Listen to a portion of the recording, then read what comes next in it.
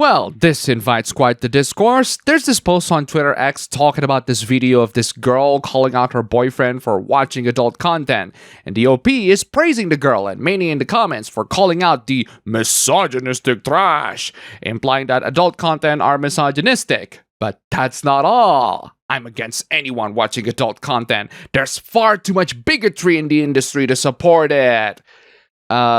I'm not quite sure what you meant with bigotry within adult content. I do recognize that there are lots of straight up heinous, predatory, and illegal activities around the industry, but most people's perception of adult content always center on the fakest, most commercially produced slop. They are notoriously predatory and legally questionable to say the least. The thing is, that's the Hollywood of adult content, and we all know how predatory Hollywood can be. Plenty of people like these do not consider the independently made adult content, the ones that are produced in their own bedrooms with their own budget and their own camera phones. There are also the ones that involve fictional characters, drawn, modeled, and carved by the human minds. They are the YouTubers of the adult entertainment industry. Nowadays, independently made content, whether it's adult content or non-adult content, they dominate way more than the professionally made ones. As far as I'm concerned, adult content made by adults who consent to the production and distribution of it is perfectly fine by me. And I think it'd be helpful for people to expand their limited worldview of adult content to consider that you can make your own and even sell your own too. Oh, sorry, were you talking about bigotry inside the adult content? They're just role-playing and acting. Saying that adult content makes you a bigot is like saying playing Call of Duty will turn you to a Nazi. It won't. And if it did, you already are one anyway. Some people's perception of adult content and their viewers are really baffling. Men who watch adult content are more likely to be abusive. Yeah, you cited plenty of studies there, but 2006? Seriously? You really want to make an argument with a study from 2006? Check out this study instead from 2025. Do you know what it says? Viewers of adult content are more likely to be abusive if the person who viewed the adult content think that they are real. To put it simply, if you believe that fictional content is reality, you are more likely to be violent, abusive, and crazy. Shocker, right? Another proof that anti-fiction people, or people who can't distinguish between fiction and reality, are twice as likely to be more dangerous to people in general compared to the pro-fiction. Crazy how we got more studies to back this up. Porn is mentioned in the legal paperwork for half of divorces. Yeah, about that. I love how you say that they are mentioned, not that they caused it.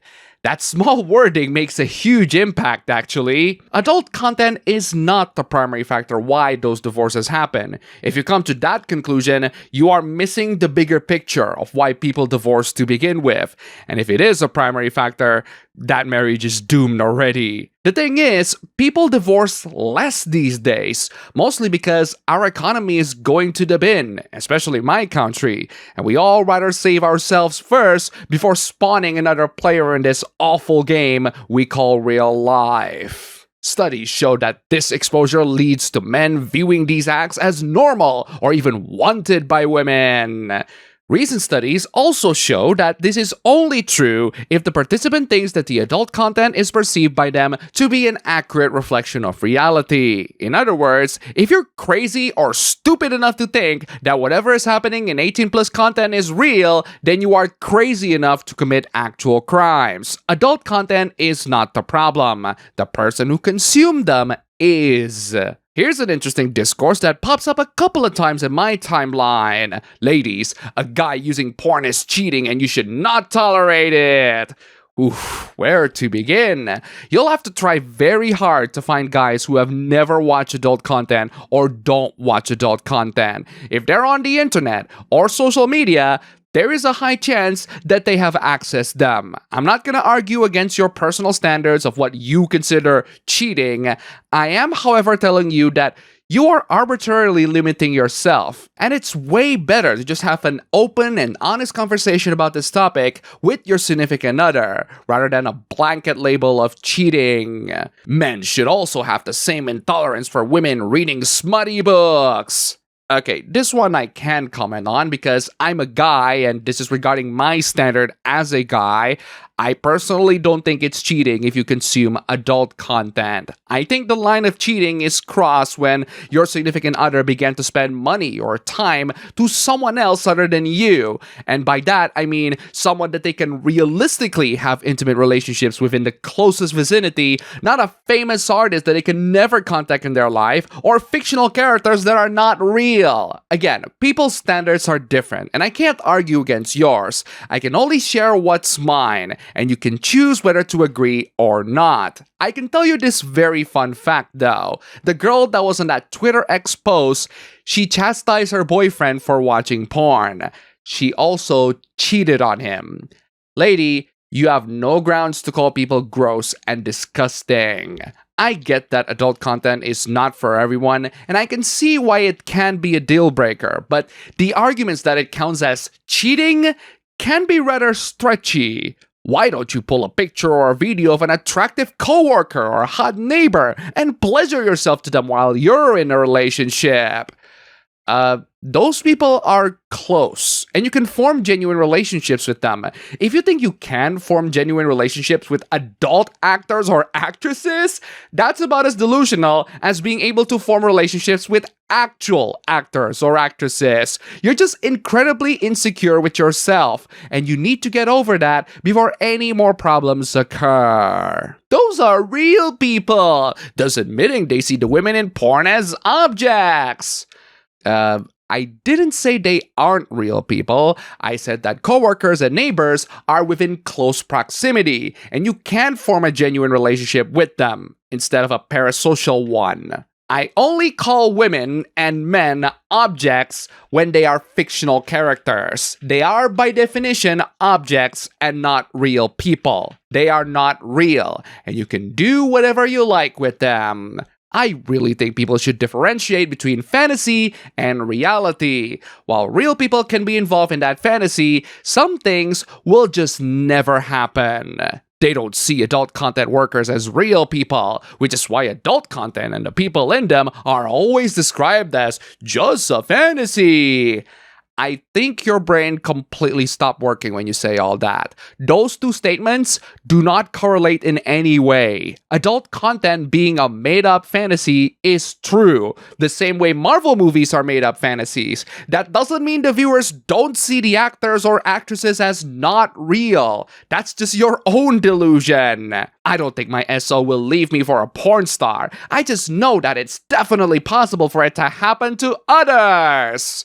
Yep, your brain has completely stopped working when you start tweeting. What do you mean it's possible for it to happen to others? Forget adult content actors. Even if you believe that your boyfriend won't be dating Taylor Swift, do you seriously think most other people have a chance to date her? Anna Kendrick boyfriend? You really think you have a chance? You do realize that porn stars are people too, correct? So is Keanu Reeves, but I don't expect most women to be able to date him. Men have left their girlfriends for people that look like celebrities. I'm sorry, what? All men? Most men? Or just the dumbasses who think they can fulfill their fantasies? Lady, you are delusional. Moral guardians, when talking about adult content, always forget that there are independently made adult content. Or do they forget? OF content creators tweeting sex work isn't exploitative from the comfort and safety of their own home, as if they're on the front lines of the industry. Well, they kind of are nowadays, actually. They generate billions of dollars every month at this point. It's an incredibly lucrative business, and it's done independently with the consent of everyone involved. I don't participate in it, but if you do, well, it's your body. It's your money. You can do whatever you like with them. I'm sure the traffic women being violated in a motel room by a stranger would totally agree.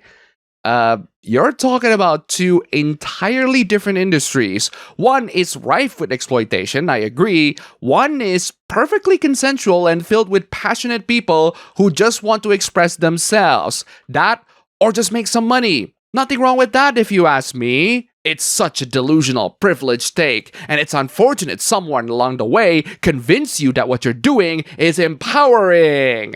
Wow. That's quite a sex-negative, non-progressive take you got there. I guess women are not allowed to express themselves online with their full consent because some women were trafficked and were forced to do that without their consent. I think you're talking about two entirely different things here, and it's better if you just separate them before you get confused. I'll conclude this discussion of adult content with a shameless shill.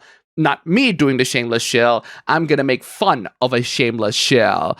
Here we go again. This guy claims to be an ex-rocket polisher. We're doing that thing again, where not polishing my rocket will somehow boost my focus or stamina. I am way more focused, I am more determined, I am better in every way.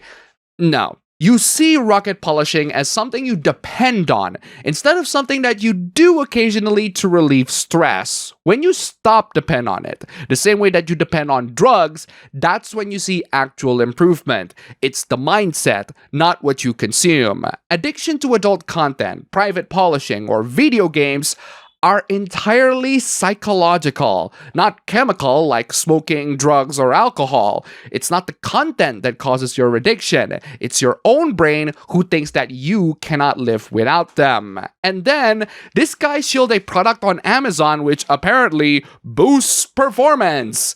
This guy is a modern-day snake oil salesman. This Nigerian snake oil seller, as confirmed by community notes, is trying to deceive you by making you feel guilty of doing something that is natural and healthy. Treat polishing your privates the same way you go to a toilet to do your business. Do not do all that in public. I can't believe I have to say this to some people, but here we are. And that's all for video today. Here's a cat. Huge thanks to all the wonderful sponsors this week. You're all fantastic. Don't forget to check out my previous videos here. Click the like button, comment, subscribe, join the YouTube membership, leave some tips, just $1 down below. And thanks for watching.